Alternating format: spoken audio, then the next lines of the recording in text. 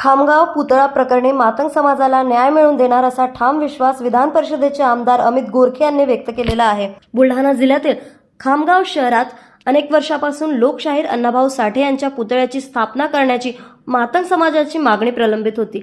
यासाठी स्थानिक समितीकडून प्रशासनाने सातत्याने पत्रव्यवहार करण्यात येत होता, मात्र प्रशासनाच्या उदासीनतेमुळे अखेर काही कार्यकर्त्यांनी खामगाव रेल्वे स्टेशन समोर अण्णाभाऊ साठे यांच्या पुतळ्याची स्थापना केली। हा पुतळा नगर परिषदेमार्फत कायम करण्यात यावा आणि त्या परिसराचे सुशोभीकरण करण्यात यावे या मागणीसाठी मातंग समाजातर्फे गेल्या 15 दिवसापासून उपोषण सुरू आहे। या आंदोलनात महिला, वृद्ध आणि तरुणांचा मोठ्या प्रमाणात सहभाग नोंदविलेला आहे। या उपोषणाला विविध सामाजिक संघटना, पदाधिकारी आणि कार्यकर्त्यांनी भेटी दिल्या असून अण्णाभाऊ साठे यांचे नातू सचिन साठे यांनीही उपस्थित राहून आंदोलनाला पाठिंबा दर्शवला।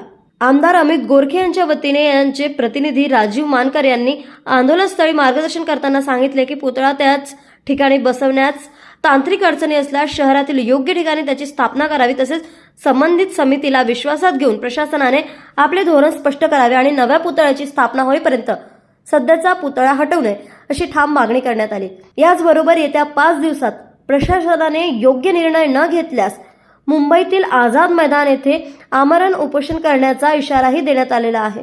दरम्यान आमदार अमित गोरखे यांनी राज्याचे कामगार मंत्री आकाश फुंडकर यांच्याशी दूरध्वनीवर चर्चा करून सकारात्मक प्रतिसाद मिळाल्याचे उपोषणकर्त्यांना कळविले।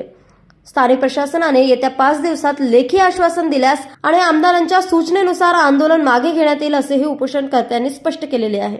न्यूज एक्सप्रेस करता बुलढाणावरून अखिल मोहम्मद यांची बातमी।